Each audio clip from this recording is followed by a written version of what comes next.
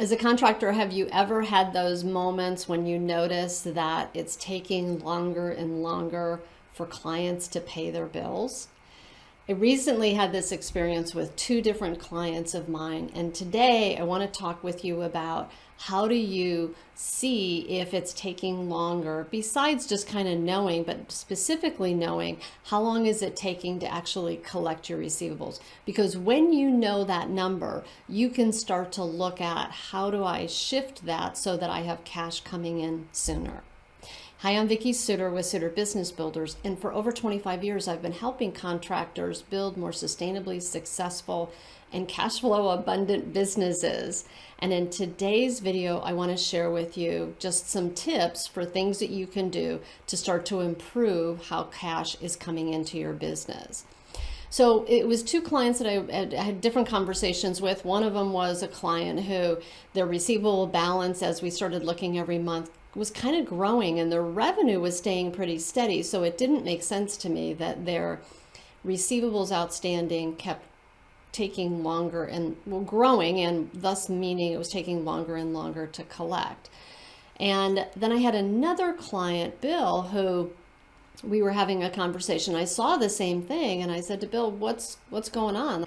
He said there's this one client that we have that is not been able to pay his bill because he's not been able to take money out of the stock market, because which is what he was going to pay to do this project with, because he's losing money. And I started to laugh at first. I said, really, like, why are you taking the hit for that as opposed to holding your client accountable to the contract terms? And we talked about the fact that they had started to pull off the job, and they had explained to the client, we can't carry your receivables. Client's really nice, they're not oftentimes jerks who are not paying their bills. Oftentimes they're really nice people and we like them, but we can't take responsibility for they're not performing on their part of the contract. And the same thing was true with Allison when I started asking questions of her about how come that balance is going up month after month.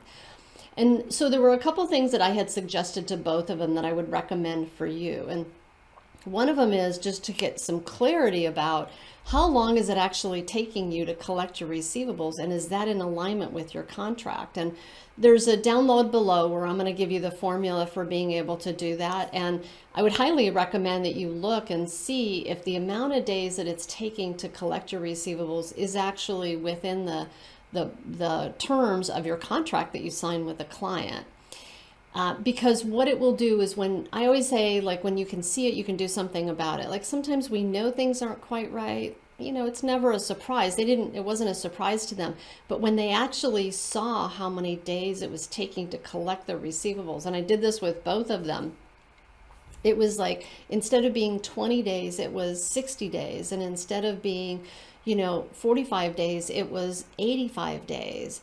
And so when they saw those numbers, they were like, oh, I really need to pay more attention to this. I didn't realize it was that bad.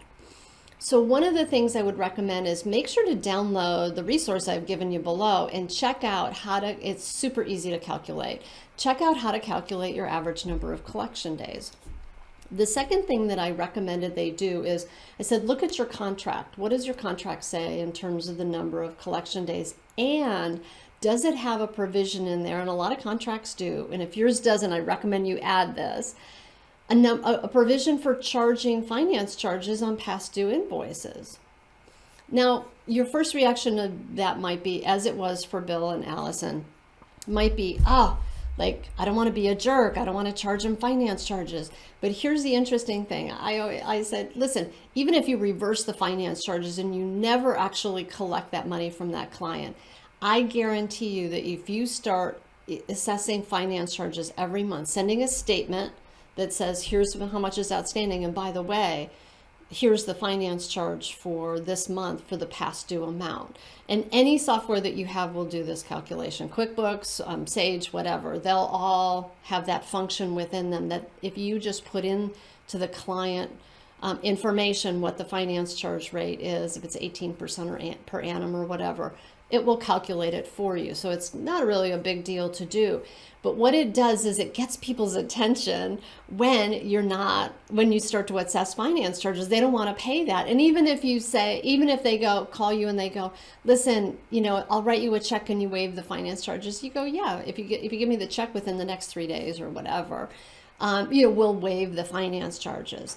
So those two recommendations are ways, if you just do those few things. Knowing how many days it actually takes to collect your receivables is a good way for you to start to get a reality check on, hey, how much am I floating my clients, and how do I get back to getting paid within the terms of my contract? And then the second thing is assess finance charges on those past due amounts so that your clients will be motivated to start paying you in a more timely manner and get those collections and those receivables back in line with being, collected according to your contract terms, and help your cash flow out, right, tremendously.